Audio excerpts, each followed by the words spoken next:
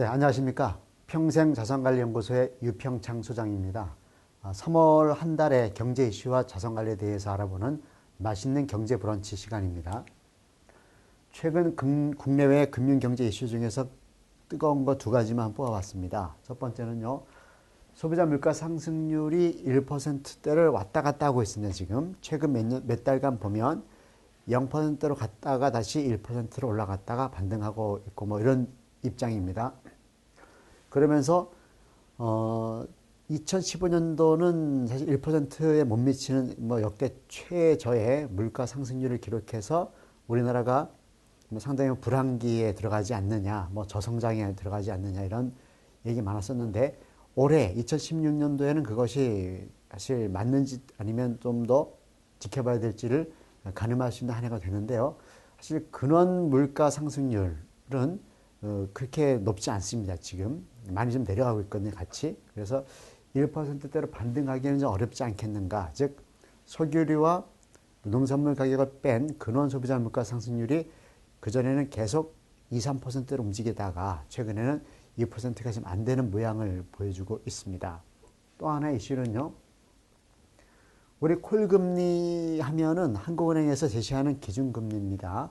따라서 은행들이 콜금리에 맞춰서 대출을 결정하고 대출금리를 또 예금금리를 결정하고 있는데 지금 방향성이 지금 애매모호하죠. 미국이 달러 금리를 올린다고 해가지고 전 세계적으로 금리 인상이 될 거라고 봤었는데 지금 뭐 미국 쪽이 오히려 더 좀 주춤하고 있는, 즉 금리 인상을 2016년도에 서너 차례 해가지고 최소한 1%나 1.5%는 돼야 될 것 같은데 그게 지금 잘 안 되고 있는 것 같습니다. 우리나라의 콜금리를 한번 따라 보겠습니다. 물론 미국과 상당히 연동되어 있긴 합니다만 2000년도 약 15년 전이죠. 16년 차 전인데 그때 콜금리가 5.25%였습니다. 그리고 쭉 내려가다가 2008년도에 즉 금융이 왔을 때가 다시 5.25%가 됐었습니다. 즉 우리 15년 동안 보면은 5.25%가 두 번 했었던 거죠. 그리고 지금까지 계속 내려가고 있습니다. 그리고 뭐 작년 2015년 6월이었죠. 그때 1.5%로 내려가서 지금까지 동결 상태에 있습니다. 그래서 앞으로 미국을 따라서 상승할지 아니면은 그냥 유지가 될지 반대로 미국과 따로 디커플링이라고 그러죠. 따로 갈지는 모르겠습니다만 최근의 시중 금리를 보면 미국과 다른 행보를 보이고 있는 것으로 관찰이 됩니다. 즉 어떤 콜금리가 올라갈 거라 본다면은 거기에 따라서 대출금리가 먼저 움직이게 돼 있거든요. 이 대출금리가 오히려 조금 내렸습니다. 좀 최근에 대출금리가 상승 무드로 갔다가 다시 내리는 그런 지난달 2월달 평균을 보면 내리는 그런 모습을 보여주고 있거든요. 따라서 콜금리는 상당 부분 안정화되거나 아니면 오히려 0.25%포인트 정도가 내리지 않겠는가. 그렇게 되면 우리나라 가계부채의 어떤 위험성이 당장에는 줄어들 수 있겠죠. 물론 그 가계부채가 더 증가해서 크게 볼 때는 더 뭐 폭탄처럼 커질 수도 있겠습니다만 당장의 가계에서 부담하는 금리 수준이 낮기 때문에 오히려 지금은 오히려 높아져 있는 가계부채에 대한 부담이 적어서 경제에 좀 도움이 되지 않겠는가. 특히 부동산 경기가 좀 침체되는 것을 좀 지연시키거나 막아주지 않겠는가 하는 생각을 해봤습니다. 자, 구체적으로 7대 분야죠. 7대 분야에 있는 개별 지표들을 살펴보겠습니다. 소비자 물가는 1.3%가 1년 전에 비해서 올랐습니다. 직전 월에는 뭐 0%대, 1%가 안 되는 쪽으로 이제 하다가 지금은 1.3%에서 1%대로 좀 올랐다라고 볼 수가 있고요. 심리 지수죠. 소비자 물가 지수하고 BSI 지수를 보니까 상당히 의미 있게 내렸습니다. 2포인트씩 내렸거든요. 사실 이 부분이 똑같이 같지는 않거든요. 즉 소비자 심리 지수는 개인들인 거고 가계인 거고요. 그리고 BSI 지수는 보통 제조업 중심으로 해서 기업체 CEO들, 즉 기업하는 분들의 그런 심리 상태입니다. 두 개가 똑같은 진폭으로 똑같이 내렸다는 것은 좀 의미가 있습니다. 경기가 좀 좋게 보지 않는다는 뜻이겠죠. 무역 수지는 뭐 사상 최대의 지금 그 수준인데요. 그 흑자 행진이 뭐 49개월째 흑자 행진하고 있습니다. 그런데 문제는 불황형 흑자라는 거죠. 즉 우리나라의 무역 규모, 즉 수출 수입이 예전에 비해서 동시에 하락하는 겁니다. 그런데 수출도 하락하지만 수입이 더 많이 하락했기 때문에 흑자가 나는 모양. 어떻게 보면은요, 흑자 폭이 줄더라도 매출이 커지게 되면 미래가 더 커지는 거 아니겠습니까? 성장성이 있어서 기업체도요. 그런데 성장이 커지는 게 아니라 성장이 줄면서 원가가 좀 절감됐다고 해가지고 수익이 더 낮다. 이것은 미래적으로 볼 때는 계속 기업으로 볼 때는 사실 주가에 플러스가 안 되는 겁니다. 마찬가지로 나라 경제도 수출 자체가 쪼가들면서 수입이 더 쪼가들어가지고 흑자가 나는 것은 일정 기간 지나게 되면 오히려 적자가 될 수도 있는 거죠. 즉 수입이 증가해야지 길게 보면 수출도 증가하는 거 아니겠습니까? 즉 석유를 수입해서 가공해서 다시 석유 제품으로 수출하고 있는 우리나라 입장인데 석유 수입 자체가 안 되게 되면 수출할 그 아이템도 당연히 줄어들기 때문에 그렇습니다. 자, 주가 지수입니다. 제가 관찰하고 있는 게 딱 6가지가 있습니다. 코스피, 코스닥, 그리고 미국 지수, 중국 지수 이렇게 보고 있는데요. 코스닥으로 봤을 때는 한 4.57% 정도가 이제 포인트가 아닙니다. 퍼센트 정도가 하락하고 나머지는 뭐 강보합이나 약보합 정도 되고 있습니다. 물론 캔들 차트 월봉 기준입니다. 그런데 미국과 중국 시장이 전달에는 많이 움직였습니다. 뭐 10% 이상 막 움직였었거든요. 그런데 조금 안정화된 모습을 보여주고 있어서 좀 다행스럽게 생각을 하고 있습니다. 자, 금리입니다. 금리는 좀 유심히 보셔야 돼요. 왜냐하면 미국이 거의 뭐 10년, 각 9년 정도 동안 계속 금리를 내렸다가 제로로 만들었지 않습니까? 이 부분이 다시 이제 상승을 해서 뭐 과거 우리나라 같은 경우도 5.25%가 콜금리 연대가 있었습니다. 불과 뭐 한 7, 8년 전만 하더라도 그 실로 돌아갈 수 있다라는 방향성을 제시했는데 이 부분이 지금 혼조세거든요. 즉 그렇게 가는 걸로 얘기해놨는데 미국 경기도 주춤하고 세계 경기를 말할 것 같고요. 특히 중국이 8%대로 구가하다가 GDP 성장률이 7%로 가다가 최근에 6%대로 발표를 했습니다. 6%대로. 그러니까 이게 뭐냐면 중국이 1%포인트를 내리게 되면 우리나라와 같이 중국의 의존도가 높은 나라는 상당한 타격을 입을 수밖에 없습니다. 그런 의미에서는 미국도 예외가 아니죠. 따라서 미국 어떤 기준금리가 천천히 오르거나 아니면 지금처럼 동결되거나 이럴 확률이 높기 때문에 우리나라도 금리 스탠스를 어떻게 가져갈 것인가에 대해서 상당히 고민하는 흔적이 보이고 있습니다.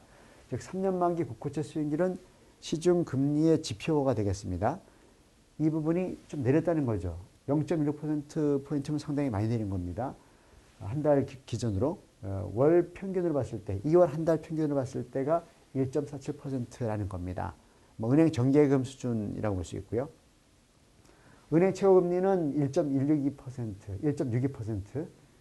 이 정도면은 뭐 우대금리를 적용받는 고객 말고는 대부분 은행에다가 예금해봤자 사실 물가를 따라가기도 쉽지 않은 이런 입장이 있고요. 상호저축은행 그나마 금리를 많이 주는데도 불구하고 2.5% 정도밖에 되지 않습니다. 과거의 역사를 본다면요, 은행 금리와 상호저축은행 금리는 거의 2%포인트 정도가 벌어졌었거든요, 갭이. 지금은 뭐 1%포인트 정도밖에 갭이 생기지 않습니다. 그만큼 시중에 어떤 그런 투자 의욕이 적고 자금 필요하는 곳이 적다라는 것이죠. 자, 코피스 같은 경우가 대출 금리를 적용하는 거 아니겠습니까? 그런데 잔액 기준과 신규 취급액 각각 조금씩 내렸습니다. 특히 신규 취급액 기준으로 일반 가계에서 대출을 받거든요. 근데 이 부분이 1.65%입니다. 여전히 3%가 채 넘지 않는 그런 정도의 대출 이자율이거든요. 따라서 기존에 대출을 많이 받아서 집을 사신 분들, 이런 분들은 한숨을 좀 돌리고 있는 그런 모양새입니다. 그래서 이 부분이 일정이 진행이 되게 되면 보통 그 직장인이라고 봤을 때 직장에서 연봉 상승하는 율이 훨씬 높습니다. 이거보다는. 다시 얘기하면 보통 연봉은 뭐 한 4, 5% 정도 올라갈 거라고 본다고 치면 거기에 일정 부분 이하, 좀 반 정도밖에 안 되는 폭으로 어떤 대출 금리가 이제 유지가 된다고 치면 대출 받아서 집을 먼저 하는 것이 유리할 수 있다라는 것이 여전히 유효한 전략이 되겠습니다. 자, 환율 보겠습니다.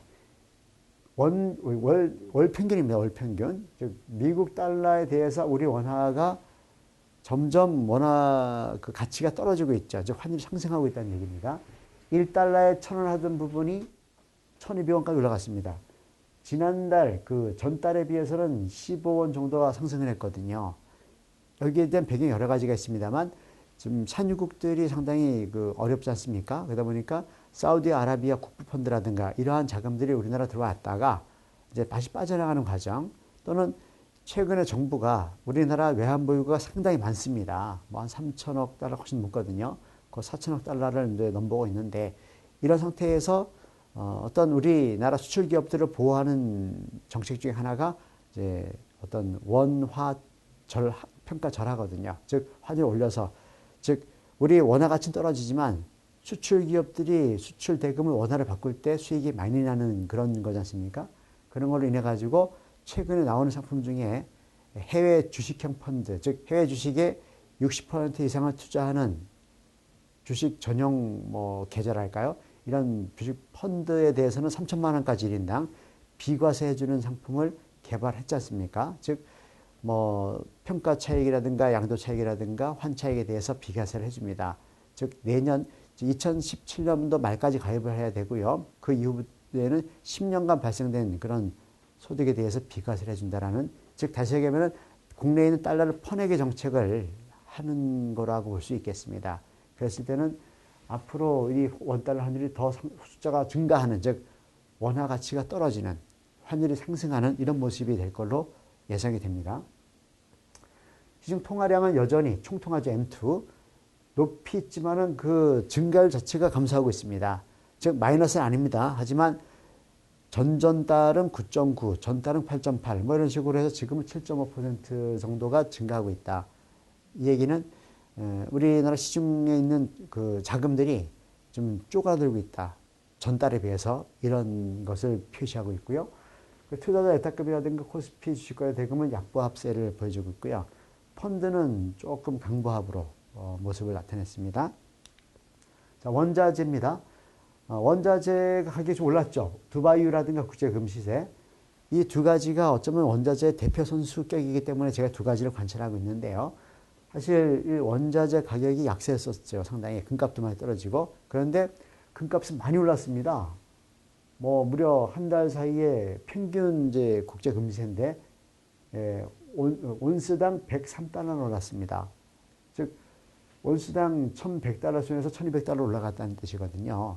이 부분은 앞서 말씀드린 바와 같이 미국 달러가 강세로 가려다가 금리를 높이면서 그 주춤하는 과정에서 이제 강세가 아닌, 뭐 어떤 약세라고 표현하기는 힘들지만 강세가 아니게 바뀌기 때문에 상대적으로 원화 표시, 그러니까 달러 표시 원자재 가격이 상승하지 않았는가, 이렇게 해석을 해볼 수도 있겠습니다. 그리고 부동산 같은 경우는 전기 대비 증감률이 각각 매매와 전세가 0.1, 0.2%가 상승을 했습니다. 증가율이라는 얘기죠. 즉 부동산은 물가의 함수이기 때문에 금융 상품의 이자율이라는 제도가 있는 동안은 항상 오를 수밖에 없죠. 가령 현재 1억짜리 부동산이 금융상품 1억짜리하고 맞다고 보면, 즉 1억이라는 말 자체가 이 부동산에 대한 가격이 1억이라는 거 아니겠습니까? 그러면 금융상품이 1억하고 맞바꿀 수 있다는 거잖아요.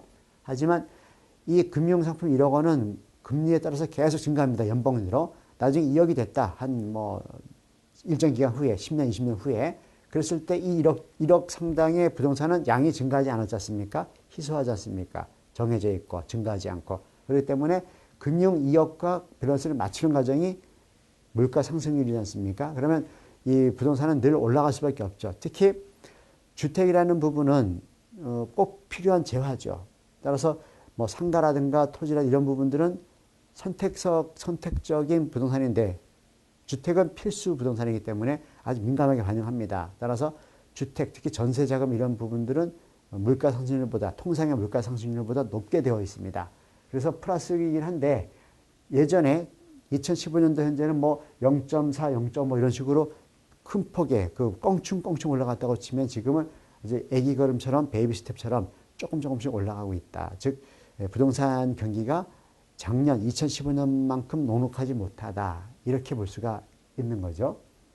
아무튼 이번 달에도 자산관리 많이 어드바이스 하시고 또 스스로 자산관리 하셔가지고 큰 부자 되시기 바라겠습니다. 감사합니다.